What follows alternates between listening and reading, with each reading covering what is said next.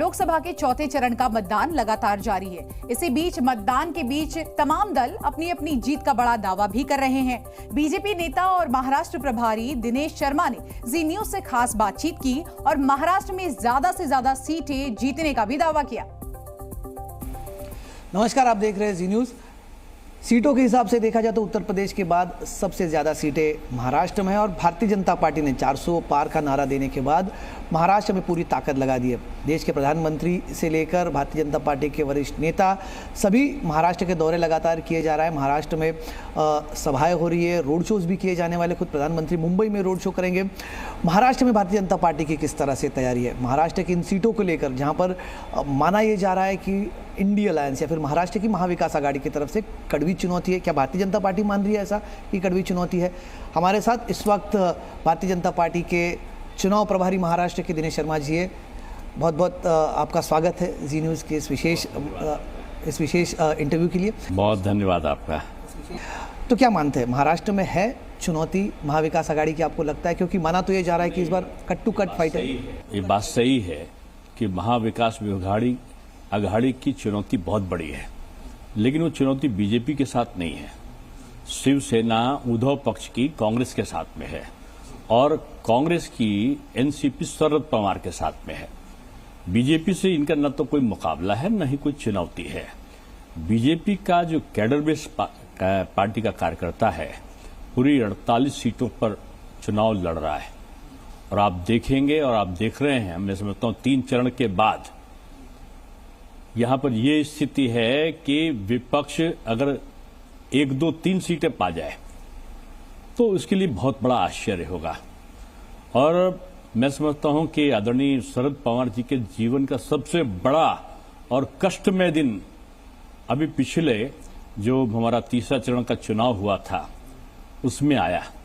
बारामती से कम वो 1 लाख वोटों से उनकी जो प्रिय पुत्री है आदरणीय सुप्रिया जी, वो हार रही हैं। शरद पवार जी अपनी एक सीट को छोड़कर बाहर निकल नहीं पाए हैं।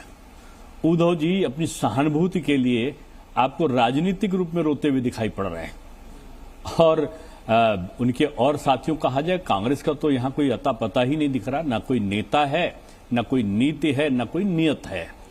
तो मैं कह सकता हूं कि महायुति एक स्वर में आपको काम करती जो दिखाई पड़ रही है, उसका मूल कारण है कि हमारा जो कैडर बेस पार्टी का कार्यकर्ता और हमारा विचार परिवार एकजुट होकर, जैसे कांग्रेसी वो नेता जो आजकल दिल्ली से लड़ रहे हैं, कन्हैया कुमार कहते थे ना, हर घर से अफजल निकलेगा। महाराष्ट्र में हर घर से मोदी निकलेगा। अब देख लीजिए, हर घर से मोदी निकल रहे हैं। और जो 48 सीटें हैं विपक्ष के लिए, आज आपके चैनल पे बोल रहा हूं, 4 तारीख को एनालिसिस करिएगा। मैं समझता हूं कि पिछला जो रिकॉर्ड है बीजेपी की जीत का, वो टूटेगा और नाम मात्र की सीट अगर पा जाएंगे तो इनका अचीवमेंट होगा। तो पिछली बार का आपका आंकड़ा 41 सीटें थी, बाद में एक निर्दलीय आपके साथ आ गया तो 42 का आंकड़ा हो गया था। इस बार आपका क्या? उससे पार करेंगे, हर हालत में महाराष्ट्र में पार करेंगे। और आदरणीय शरद पवार जी की एक सीट नहीं जीतेंगे वो, ये भी एक आप लिख के धर लीजिए। पवार साहब तो कह रहे हैं कि उनकी 35 से 36 सीटें आएंगी। हाँ, अब वो हो सकता है सपना देखा हो, क्योंकि वो निकले नहीं हैं। इसलिए जब निकलेगा आदमी बाहर सड़क पे 2, 4, 10 जिले का दौरा करेगा तब तो उसको स्थिति पता चलेगी। मैं 37 जिलों का दौरा 37 लोकसभा में मैं होकर आया हूँ, इसलिए मैं डंके की चोट पे कह रहा हूँ, सफाया है महाविकास आघाड़ी का। जिन्होंने मेट्रो रोका, जिन्होंने यहाँ पर बुलेट ट्रेन रोका, जिस अटल टनल का जिन्होंने रोका, ये महाविकास नहीं, ये महाविनाश और महाविकास बिगाड़ी, ये महाविकास बिगाड़ी गठबंधन है और जनता ने इसको नकार दिया है। उसको विकास चाहिए और विकास अब का प्रतीक के रूप में देवेंद्र फडणवीस के नेतृत्व में जो बीजेपी है, जो शिंदे जी का और जो अजित पवार दादा का जो महायुति है। जी न्यूज़।